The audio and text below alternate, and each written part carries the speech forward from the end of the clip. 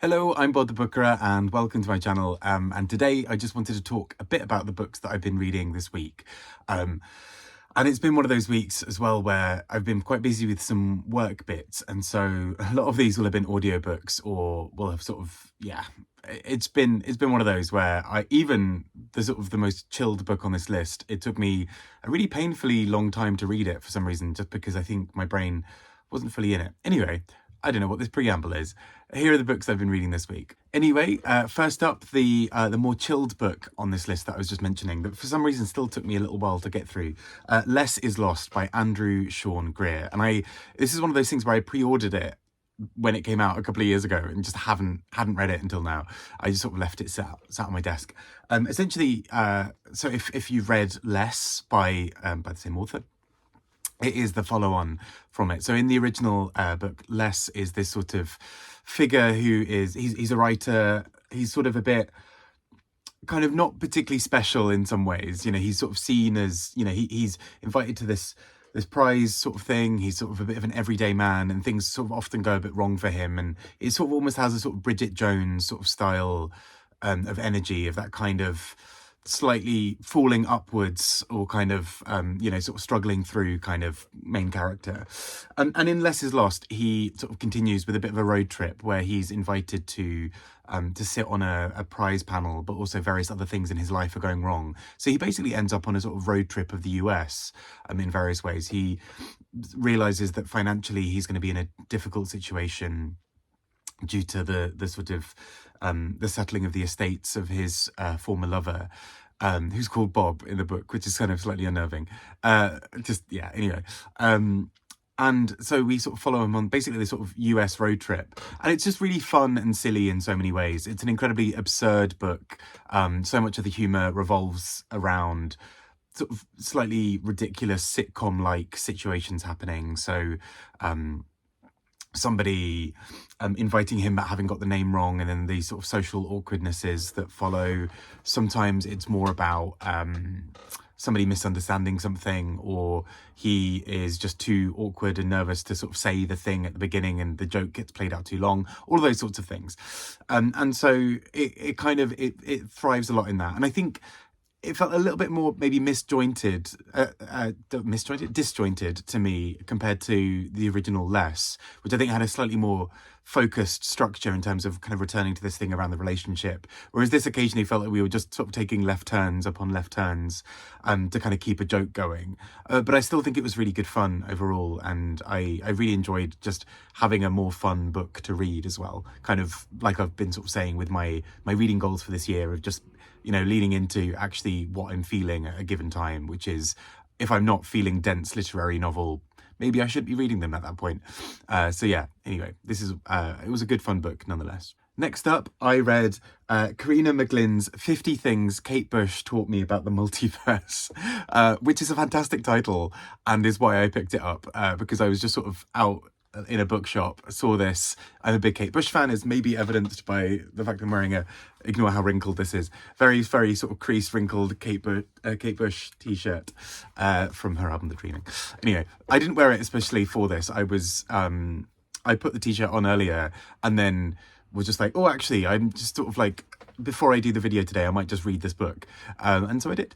And this is just a collection of poems that isn't explicitly about Kate Bush. It uses reference points from her songs and from her lyrics, but it mostly is just about various other things, often kind of complicated relationships, both sort of romantic ones and sort of between friends. And there's something really startling about her voice. And it's interesting because there's a poem at one point where she talks about being part of writer programs where people didn't really believe in her writing style, and they said that she was, she was too cold or whatever. And I actually found this writing style really compelling. There's something very funny and self-aware in what's happening. And so, whereas, often poetry can be seen as being quite inaccessible, even the poems here where the sort of the words of the poem feel slightly more abstract, there's something so sort of relatable about it. So, for example, listing the various things that would go into a routine for being a teenage girl, for example, from her experience, and these little sort of things that we do when we're younger to kind of create and construct an identity. And I just found it a really fun collection of poems and just thought it was really thoughtful and really insightful in many ways. Next up, I read An Exciting and Vivid Inner Life by Paul Dalla Rosa. And this is a collection of short stories that I'd been meaning to read for the longest time. A friend of mine lent me this about a year ago. Actually, maybe less than a year. I'm going to cut myself some slack here, but still, it's one of those things where I probably should have returned it to my friend a bit sooner. And it's a collection of short stories that deals with things in quite an interesting way. It kind of addresses things like hookup culture and various sorts of bits of sort of misanthropy about the current age we live in. All of which sounds like this would be quite dark. And some of the short stories are incredibly dark, but there's a real undertone of something quite funny and quite punchy going on, that it's sort of quite a wisecrack observation on a lot of what's going on. This sort of almost late capitalist sort of hellscape kind of thing. And almost as a result, there's this sort of this undercurrent of kind of almost sarcastic sort of distance from everything that's going on, of almost everything so rough and bizarre that the only way to approach it is with the sort of utter sarcasm and like a really fun, silly, playful response to it, kind of using the short story form and using kind of imagination to kind of extrapolate some of these themes a bit more deeply. So I found it really quite captivating. There are short stories here, about things like hookups, but also about kind of the drudgery of like 0-hour contracts and rubbish work environments. And again, none of this sounds on the surface like it would be really that entertaining, but I think that there's such a captivating voice in the way that these short stories are written that I found really, really very engaging. I thought this was really very smart, just very clued in, and kind of making the kind of almost having the last laugh whilst everything's falling down around them. I just thought it was really, really well handled.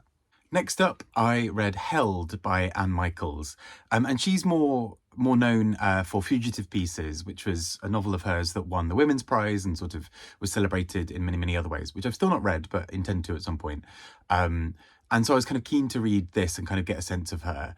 And Held is quite an interesting one because it's sort of set, I mean, largely sort of time frame, sort of 1910s, 1920s in the UK. And we're watching as a soldier is sort of living out parts of his last moments in bits of this narrative.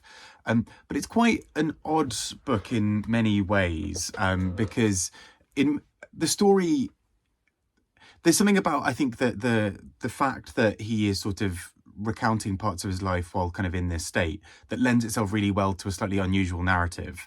And in this case, it's sort of a slightly fragmentary narrative structure, sort of lots of breaks and pauses, lots of sort of sentences that are quite lyrical and kind of are really reaching for this sort of understanding or this idea, but aren't necessarily like really plot driven. And I normally am fine with that. There have been books that I've absolutely adored. Like A Passage North, for example, was one of those books where I really didn't mind that it was relatively light on plot. I kind of just loved the rhythm and the lyrical nature of it.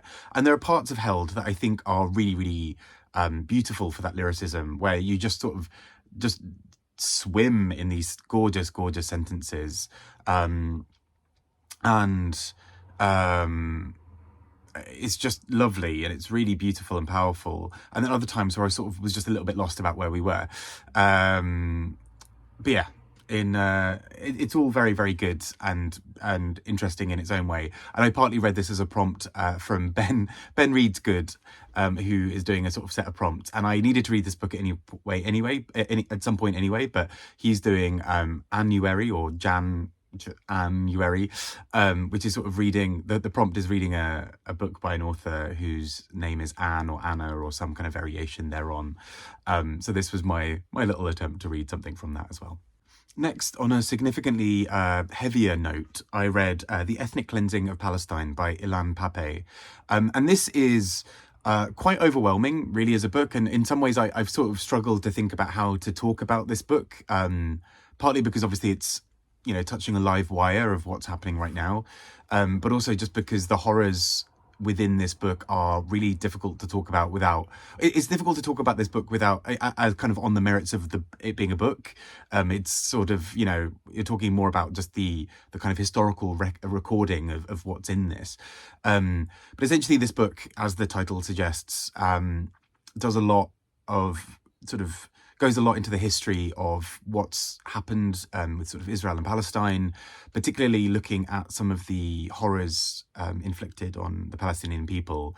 And it sort of records and memorializes history in a really powerful way. It's an incredibly difficult book. I listened to it as an audiobook, and there are some moments where you're walking around where it just kind of crushes you, because it's just sort of like, and then this thing happened, and this whole village was destroyed, and these people's histories and names were erased, and it's really difficult to stomach. It's one of those things where it's shocking, but also you go into this book knowing it's going to be shocking, so it kind of takes a bit of that out of you and kind of takes the wind out of your sails a little bit. I don't really know how to talk about this, essentially. That's the tricky thing. It's an incredibly tough read, but a really powerful and vital one, I think, for understanding quite where some of the frustration and fear has come from within many people in Palestine for what's happening currently. I think as well, this book does a really good job in trying to understand how much of what happened was set in place by various things. So, for example, the British role in this is pretty undeniable, from the Balfour Treaty and various other things, and it is quite hard reading as well as a Brit in that respect, of kind of knowing that this is often spoken about as a thing going on over there, for British people, of sort of, why do people care about this? And apart from caring about people because they're humans and we should care for each other, there's also something in this about the ways that government's lack of action or acting in awful ways can really severely impact people for a very long time. And so, yeah, this, I feel like, is very, very much like essential, but very difficult reading in many, many ways. And last but not least, we have Madeleine Thien with Do Not Say We Have Nothing. This is part of my book of nonsense, but I'm sort of going back and still reading, obviously, all the old shortlists. This book is kind of a bit of a sweeping epic of particularly looking at two sets of people, one kind of in the midst of revolution in China, and another sort of in Canada a bit later on, sort of related to them.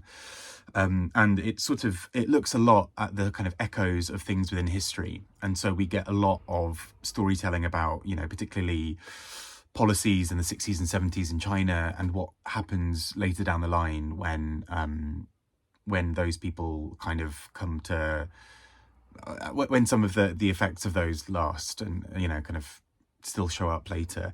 I think what also makes it a really complicated and interesting narrative is that it almost reads like non-fiction at first. When the book first started, I was listening to this as an audiobook.